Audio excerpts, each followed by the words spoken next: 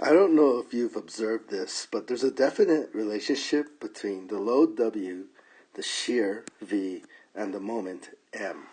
I want to talk about this relationship, and basically as you go down from, in order of how the diagrams are drawn, so you draw the load and below that the shear diagram and below that the moment diagram, so I call that going down, you integrate. And therefore, as you go up from the moment diagram, if I gave you that equation and you differentiated it, you would get the shear, and if you differentiated it once again, you would get the load. And typically, loads are either constant, the W is either constant or linear, so these aren't very difficult integrals. As long as you know that the constant integrates to c times x and integrates one more time to c times 1/2 x squared, you'll be okay.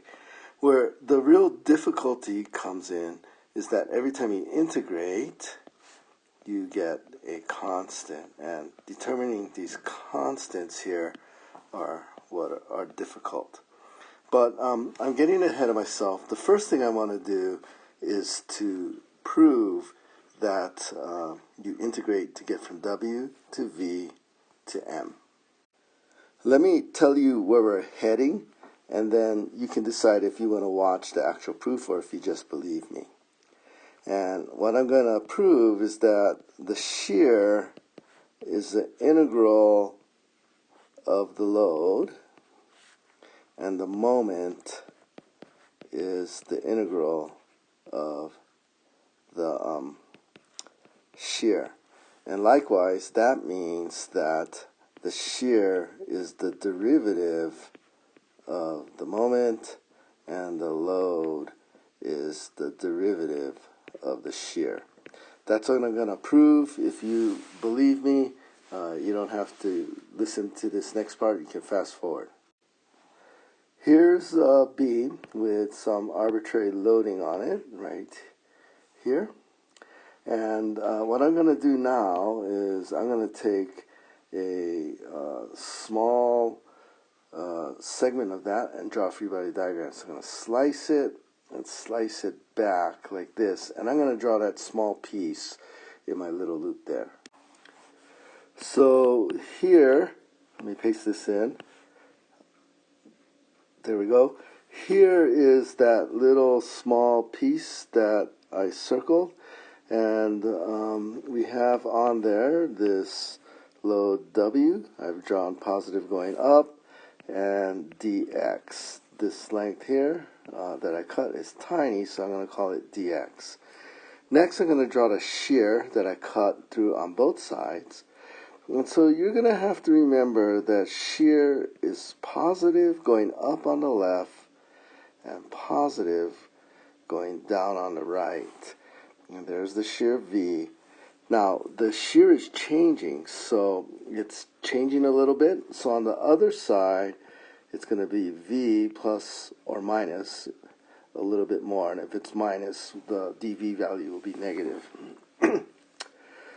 Positive moment is clockwise on the left, smiley, and counterclockwise on the right, also smiley. And again, the moment is changing, so on the next far side, on the right side, it's a little bit more. So M plus dm. Now all we're going to do is use our statics. We're going to do sum Fy equals 0. Again, taking up is positive. We have V going up on the left. We have this distributed load has an area of W times the length, which is dx, this tiny little length. And on the right side, we have coming down V plus dV, all equal to 0. Distributing that negative sign, you get minus V minus dV. And the V's cancel, equals 0, and you get W dx equals dV.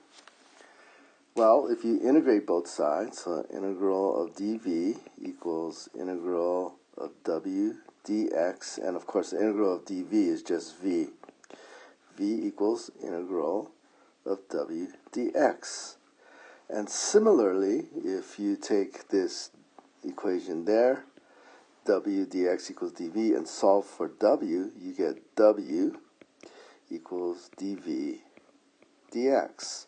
So that's the first thing. I showed that the shear is the integral of the load, or the load is the derivative of the shear.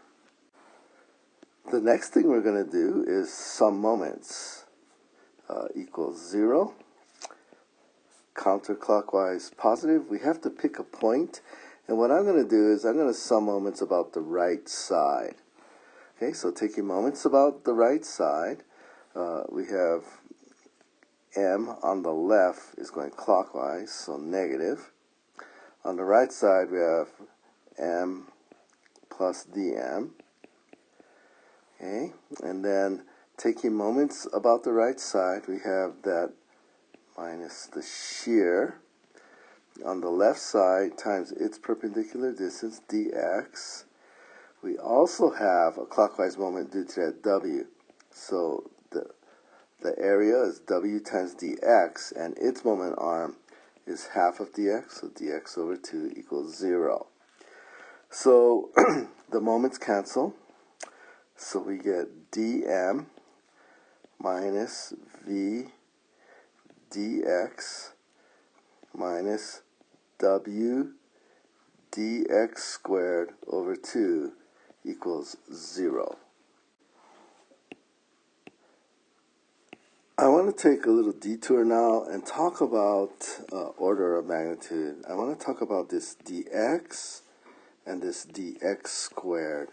Remember, dx is small, so if dx equals 0.1, dx squared is 0.01. If dx is 0.01, dx squared equals 0.0001. You can see that dx squared is much, much smaller than dx. This means if dx is small, dx squared is small, small. And this reminds me of something from back home in Hawaii. We have a large Samoan population, and in the Samoan language, there is no adjective for very. So if you wanted to say something was very small, you would say small, small. And so you can think of this as dx is small, and dx squared, which is very small, is small, small. And the reason I remember that there is no adjective very in Samoan is when I was in high school, there was this wrestler, this Samoan wrestler, his name was Atagi. And I don't know what the word Atagi means, but Atagi was well over 400 pounds. So in my mind, it was always big, big.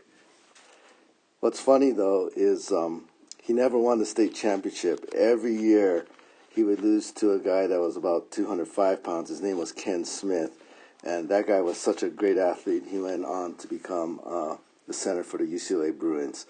But anyway, dx squared is small, small. Now, let's go back to what we were doing. The reason I had this little discussion about small, small is that in this equation up here, we had dm minus v dx minus w dx squared over 2 equals 0. And so in this equation, this dx squared, right here, this dx squared, compared to the dx, that's going to be very small, especially as we're going to take the limit as dx goes to 0. You can just ignore that. It's essentially 0 compared to dx. It's small, small. This means our equation now is dm minus v dx equals 0, or dm equals v dx. And integrating both sides, integral dm equals integral v dx, or m. The integral of dm is just m, is integral of v dx. Similarly, if you take that equation and solve for v, you get that v equals dm dx. So I've shown the second relationship, that the integral of the shear diagram is m, moment, or if you take the derivative of the moment diagram, you'll get the shear diagram. Let me paste in the 4 sets of shear and moment diagrams we've done. Here they are. Let me get the position. So here they all are, and you can see now that you know the relationship that when you go from W to shear to moment, you're integrating. Here's a constant, here's a linear, and the integral of minus W is just the line minus Wx plus some constants, and you integrate one more time and you get this parabola. Here the W is 0 right there, except where the load is, and so the integral of 0 is a constant, and the integral of a constant is a linear line. Similarly, if you go the other way, the integral of a parabola on this left one is a linear line. The derivative of a parabola is a linear line, and the derivative of a linear line is a constant. On this point node problem, the derivative of a linear line is a constant, and the derivative of a constant is 0. So you can see going from W to V to M, you integrate, and going up from M to V to W, you take derivatives. You can see it here again on the cantilever beam. This is constant. You take the integral of a constant, you get linear, and then you take one more integral and you get a parabola. Here on the cantilever of the point load, this is 0, right? Except there is no load, and so when you integrate 0, you get a constant, and when you integrate a constant, you get a linear line. If you go the other way, if you start with the moment equation here on the left, you start with a parabola, you take a derivative, you get a linear line, and if you take a derivative again, you get a constant. If you start with linear, you take a derivative, you get a constant, and the derivative of a constant is 0. To summarize, going down, you integrate, and going up, you take derivatives.